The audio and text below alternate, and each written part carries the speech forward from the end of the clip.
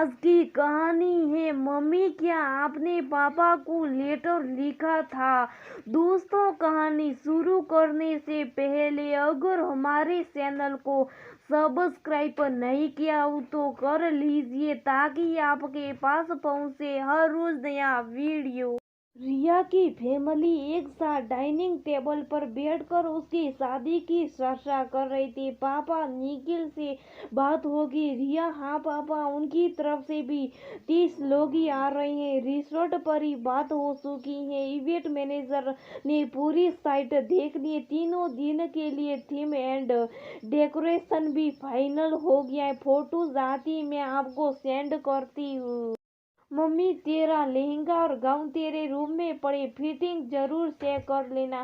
दादी, अरे कोई इसके खाने पर भी ध्यान देगा? एक दिन बाद इसकी शादी और इसके लिए अभी तक लड्डू नहीं बनाए। बुआ, अरे माँ, अब वो जमाना गया। आजकल लड़के और लड़की दोनों तीन लीन बॉडी वाले हो गए। देसी घी और लड्डू और से कोसे दूर।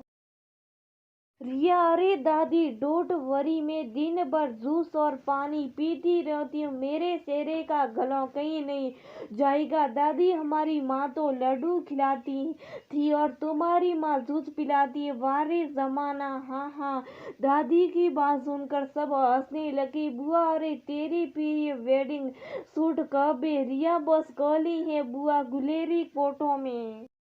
बुआ, सही डेस्टिनेशन का। मेरी शादी अभी होती मैं भी वहीं जाती। फूफा जी, अरे तो देर किस बात की, एक बार फिर से कर लेते शादी रिया के साथ साथ। पापा, सोच लीजिए जीजाजी, अब शादी बहुत महंगी पड़ जाएगी। Resort theme, decoration, ring ceremony, ladies संगीत, तरह तरह के फूड कॉर्नर। पहले तो बस घर पर ही जय माल और फिर ये कितना सिंपल था कि मम्मी, इतना भी सिंपल नहीं था। घर में एक महीने पहले सारे गेस्ट यहाँ जाया करते थे और पूरे एक महीने धमा सोकड़ी मस्ती थी। 6 महीने से पूरा मोहल्ला बड़ी आसार पापड़ चिप्स न जाने क्या क्या सामान बनाने की तैयारियों में लगा रहता था। और बारात में तो 100 से भी ज्यादा लोग आते थे।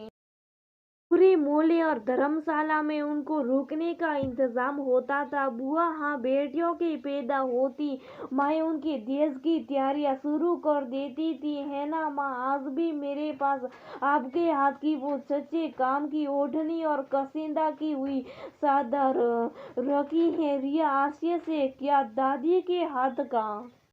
ओ माय गॉड, पहले आप लोगों के पास इतना टाइम कैसे होता था? इतनी मेहनत, इतना पैसे। आज मुझे कोई कह देते तो मुझे तो इम्पॉसिबल है।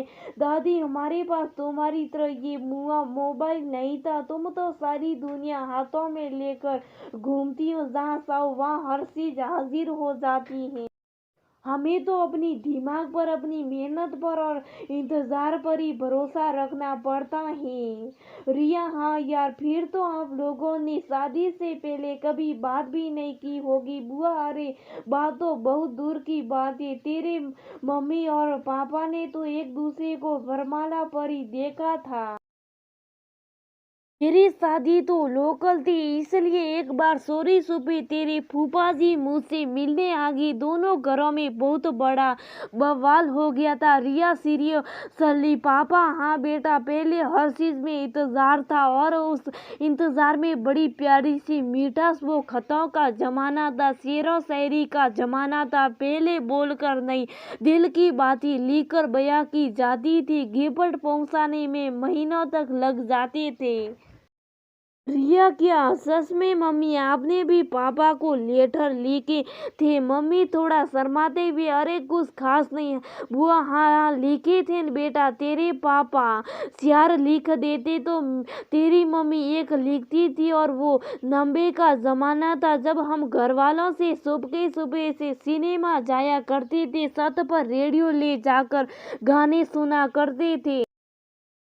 आज हम तुझसे सारी बातें कर लेते। हमारे टाइम में हम अपने बड़ों से ऐसी बातें नहीं करते थे। पिताजी की आती सारा घर सन्नाटे की गोद में चला जाता था।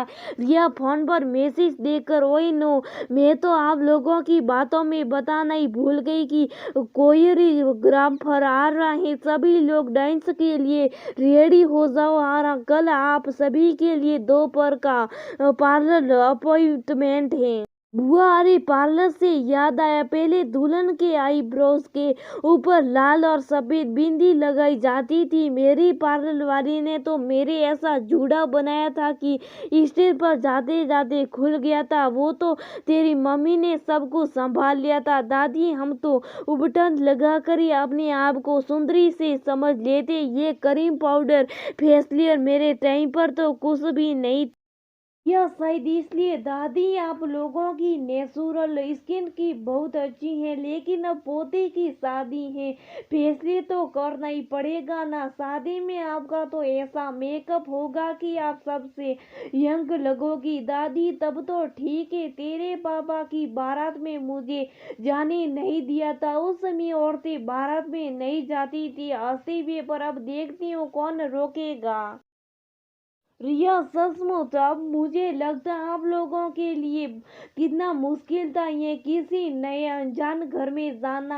मैं निखिल को 2 साल से जानती हूँ। पिछले 6 महीने से हमारी एंगेजमेंट हुई है।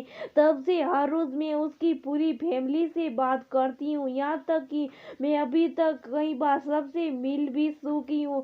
वो घर अब मेरे लिए बिल्कुल अनजाना नहीं है। उस घर के लोग, इस घर के सिस्टम, सब कुछ जानती हूँ मैं। बुआ रिया का हाथ पकड़ती हुई, इसलिए बेटा, हमारे जमाने में लड़कियां शादी से घबराती थी, पर आज की दुल्हन पूरे आत्मविश्वास के साथ कदम बढ़ाती हैं।